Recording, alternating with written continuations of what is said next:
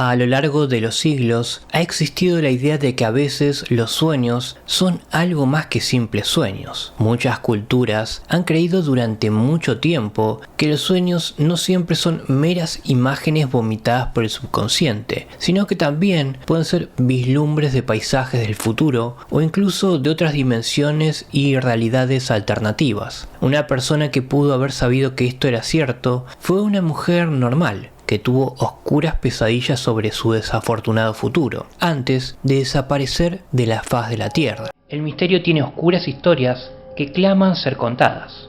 Yo soy Paul, y esta es una de esas historias.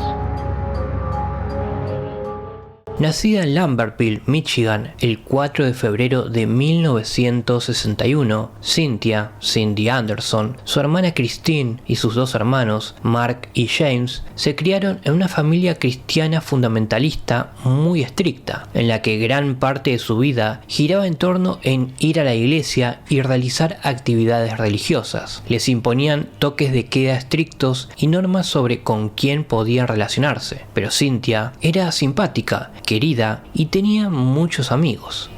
En 1980, ella tenía 20 años y estaba entusiasmada con un nuevo capítulo en su vida. Ella y su novio Jeff se disponían a ir juntos a un instituto bíblico y pensaba dejar su trabajo, avisando con 2 semanas de antelación en el bufete de abogados en el que trabajaba como secretaria en Toledo, Ohio.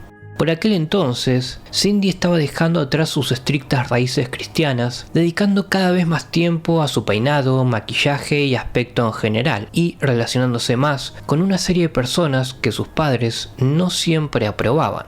Esto molestaba a sus estrictos padres, pero Cindy tenía mucho que esperar y una nueva vida por delante. Sin embargo, las cosas estaban a punto de dar un giro siniestro, y todo empezó con un suceso espeluznante en el trabajo. Un día ella entró en la oficina como de costumbre, y en la pared situada frente a la ventana de su despacho, justo a la vista de su mesa, había garabateadas las palabras "Te quiero, Cindy", y firmaba con las letras GW. Esto molestó mucho no solo a Cindy, sino también a sus compañeros de trabajo. Todos en la oficina insistieron en que ellos no lo habían escrito, y lo que lo hacía aún más peculiar era que Cynthia no conocía a nadie con las iniciales GW, y no había nadie más con el nombre de Cindy trabajando ahí. El mensaje fue retirado, pero unas pocas semanas después volvió a aparecer, esta vez aún más grande y visible que la primera vez. Poco después, un desconocido empezó a llamar a su oficina y a acosarla, y su jefe le aconsejó que mantuviera las puertas cerradas en todo momento por seguridad. La empresa estaba tan asustada que incluso instaló un timbre de emergencia en su escritorio, para que ella pudiese pulsar en cualquier momento para pedir ayuda. Por aquel entonces, la mujer empezó a tener una serie de pesadillas en las que siempre ocurría lo mismo. Estaba en su despacho y oía que llamaban a la puerta. La abría y se encontraba con un hombre al que reconocía. Después, el hombre empezaba a perseguirla por la oficina y ella intentaba desesperadamente escapar de él antes de que la sometiera, la atormentara y finalmente la asesinara brutalmente.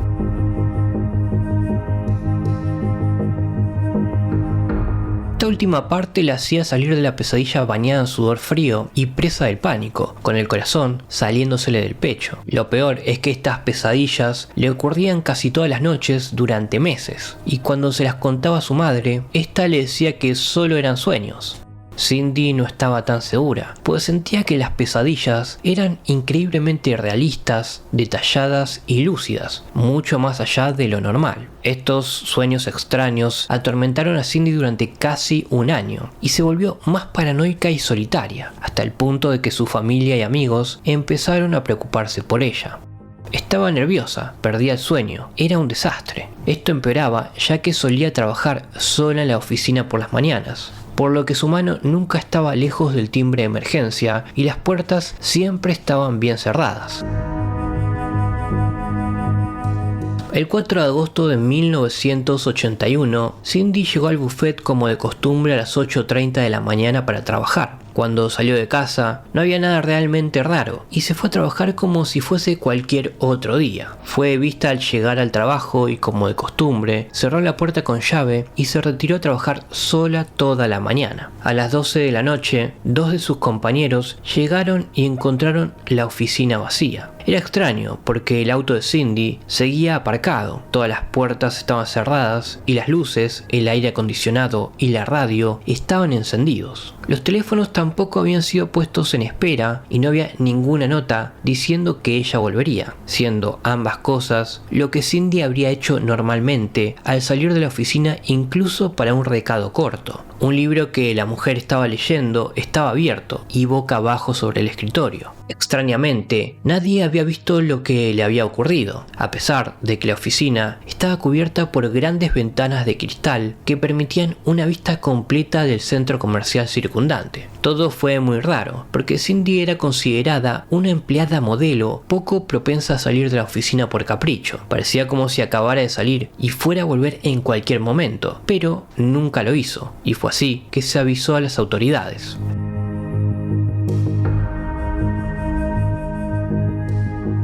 La policía no tardó en descubrir que los únicos objetos que faltaban eran las llaves del coche y el bolso de Cindy, y que no había ninguna prueba de que hubieran forzado la entrada o hubiese habido algún tipo de forcejeo en la oficina. Cindy había dejado de atender las llamadas sobre las 10 de la mañana, por lo que se pensó que si había sido secuestrada o había escapado, probablemente había sido sobre esa hora. Curiosamente, el libro encontrado en el escritorio estaba abierto por una página en la que aparecía un violento secuestro a punta de navaja, la única escena violenta de toda la novela romántica, pero es difícil saber si fue intencional o pura coincidencia. La policía sospechaba que se trataba de un secuestro, pero era difícil demostrarlo, ya que no había rastro de entrada forzada, las puertas estaban cerradas y el timbre de emergencia de su escritorio no se había activado. También se sugirió que la mujer podría haber escapado, pero su familia negó con vehemencia que fuera el tipo de persona que haría algo así, sobre todo porque estaba deseando irse a la universidad con su novio y empezar una nueva vida. Las autoridades encontraron otra pista inquietante cuando hablaron con uno de los clientes de Cindy, un hombre llamado Larry Mullins. Afirmó que el día anterior a su desaparición había ido a la oficina a pagar una factura y estuvo sentado charlando con la mujer en su mesa mientras le pagaba. De repente sonó el teléfono y Cindy contestó. Fue ahí que palideció de inmediato y colgó el teléfono de golpe. Unos minutos más tarde, el teléfono volvió a sonar y ocurrió exactamente lo mismo. Según Mullins, ella no quiso explicar el motivo de las llamadas y dijo que estaba bien, pero que parecía absolutamente aterrada. Era tan inusual y desconcertante que incluso llamó a la policía para pedir que una patrulla pasara por ahí ese mismo día para asegurarse de que estaba bien. A la luz de la desaparición, esto parecía ciertamente extraño, pero no había ninguna prueba real para vincular las misteriosas llamadas a la desaparición. Del mismo modo, las misteriosas notas de amor dejadas por el GW no podían relacionarse con ella, y no se encontró a nadie con esas iniciales que tuviese algo que ver con Cindy. El único encontrado con esas iniciales fue un empleado de mantenimiento del edificio, pero fue interrogado y absuelto de toda culpa. Un hombre de la zona llamado Greg Wyszynski acabó declarando que él había escrito el mensaje, pero que era para otra Cindy, una tal Cynthia Betts, con la que salía por aquel entonces. No fue acusado. De hecho, la Cindy a la que iba dirigido el mensaje estaba muy disgustada por la forma en que el mensaje se había convertido en una parte tan importante del misterio de la desaparición de Cindy Anderson, y en 2009 escribió un largo email al programa de televisión Misterios sin resolver pidiendo que se eliminara esa parte del misterio. Ella escribió lo siguiente: me molesta mucho que sigan con lo de GW. Parte de la historia incluía la parte de la pintura con spray. Me llamo Cindy Betts. Mi nombre era Cindy Jones en ese momento. GW fue Greg Wyszynski. Pintó con spray Te quiero Cindy. En todos lados, desde los garages de los pasos elevados y las paredes de Manhattan hasta donde trabajaba Cindy Anderson. Pero eran para mí, no para ella. Fui al ejército de 1981 hasta 1985. Cuando estaba en Alemania, Greg murió en un accidente de moto, y pueden verificarlo en el periódico Toledo Blade. Murió el 27 de septiembre de 1983. Solo tenía 20 años. Era el amor de mi vida. Después de regresar del ejército, vi el capítulo original de Misterios sin resolver. Me quedé atónita cuando vi la parte de la historia en la que se pintaba con spray. Me puse en contacto con el programa y al día siguiente el detective Kulakowski vino a mi casa. Le di cartas de Greg con la escritura que era idéntica para que las compararan con los del el caso de la desaparición.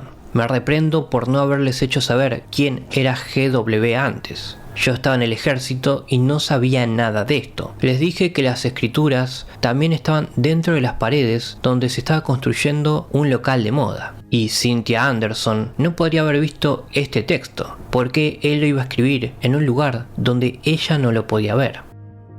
Ellos reconocieron que yo tenía razón y por eso no publicaron más esa información, porque estaba en lugares a los que la Cindy desaparecida no tenía acceso. Cualquier buen detective podría haber considerado que tal vez esos mensajes no eran para ella y deberían haber revisado el vecindario. Todo lo que necesitaban era cruzar Manhattan Boulevard y bajar por el primer callejón. Ese era el callejón de Greg y había muchos GW ama Cindy pintados con spray en los garages y los pasos elevados. Él se bajaba del coche, corría por el terraplén, se inclinaba y pintaba esos mensajes. Podría haber preguntado a cualquier adolescente del barrio quién era GW y les habrían dicho la verdad. Creo que esta parte fue omitida en la historia por razones de audiencia, pero al hacerlo se faltó el respeto al amor de mi vida. Aún conservo muchas cartas de él, escritas con la misma letra y las mismas iniciales que estaban en la pared. Esto también debería figurar en algún archivo presentado por el detective Kulakowski. GW era mi GW, no un secuestrador, y estoy orgullosa de ser su Cindy. La policía de Toledo no hizo un buen trabajo con esto, demostrando una visión muy limitada. Como los mensajes estaban dentro del edificio inacabado de moda, donde nadie los podía ver, deberían haber considerado que tal vez no tenían nada que ver con el caso y buscar a los verdaderos culpables. En vez de eso, intentaron culparme a mí por el tiempo perdido buscando a GW. En ese momento yo estaba en el ejército, defendiendo a mi país. Éramos solo unos adolescentes enamorados que ni siquiera sabían quién era Cynthia Anderson, ni que ahí había un buffet de abogados. Nos reuníamos en una plaza junto a la pizzería, y cuando los trabajadores se iban por el día, entrábamos al edificio inacabado para pasar el rato. Eso es lo que hacen los adolescentes. Esta historia necesita actualizarse con la verdad. Los mensajes en aerosol no tienen nada que ver con el caso. Estoy dispuesta a enviar copias de las cartas con matasellos a quien lo necesite, para que se analicen. Creo que el buen periodismo debe contener la verdad, no solo los detalles intrigantes para hacer la historia más atractiva. Gracias por su tiempo. Orgullosa de ser la verdadera Cindy de GW.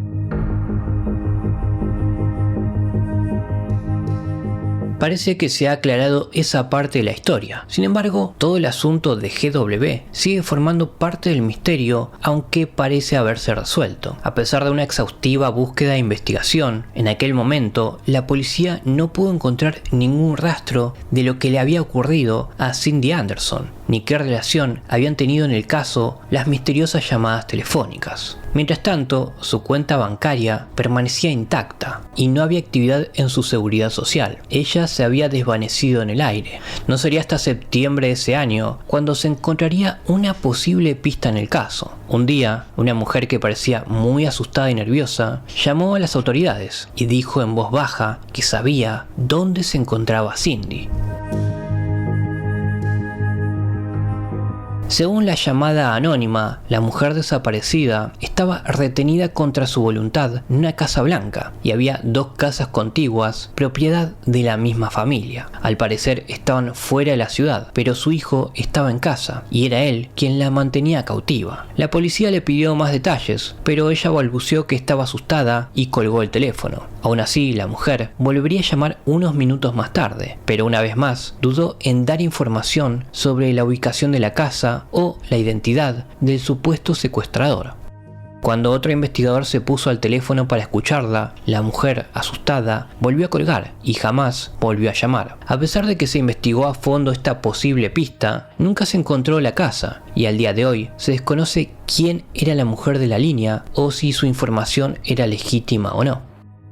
En noviembre de 1995 se produjo una posible ruptura en el caso cuando la policía dijo que creía que Cindy había escuchado conversaciones entre el empleador Richard Neller y su amigo José Rodríguez Jr., que supuestamente era la cabecilla de la red de narcotraficantes en la que estaba también implicado Neller. Los dos formaban parte de una acusación de 25 cargos contra 9 personas acusadas de participar en una gran red de distribución de drogas en Toledo. caso, y el hecho de que Neller fuera el empleador de Cindy se consideró extremadamente sospechoso. Mientras Rodríguez estaba siendo juzgado por los cargos de drogas, un testigo declaró que había confesado haber matado a Cindy, supuestamente para enviar un mensaje a Neller por no haberle presentado adecuadamente en su anterior juicio. Rodríguez afirmaría más tarde que sabía dónde estaba el cadáver de la mujer y que diría el lugar a cambio de salir antes de la cárcel, pero nunca lo hizo. Sin embargo, la policía no pudo confirmar estas confesiones ni reunir pruebas suficientes para vincular los cargos por drogas con la desaparición de Cindy. Rodríguez cumple actualmente condena por tráfico de drogas, y aunque Neller fue finalmente puesto en libertad, ambos siguen siendo sospechosos potenciales en este caso.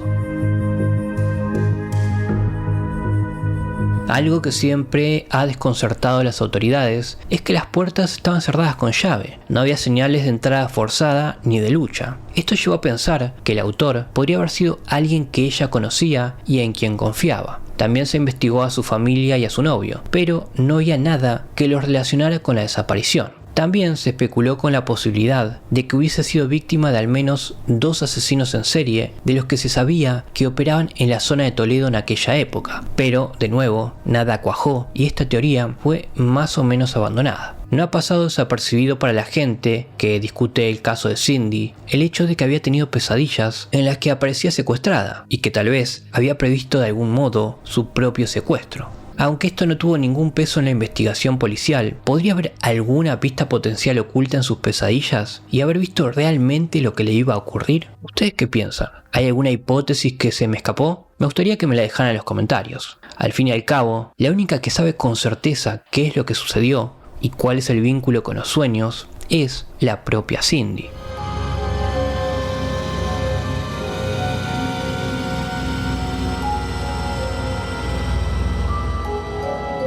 Espero te haya agradado esta oscura historia. Si fue así, considera suscribirte al canal y darle like al video.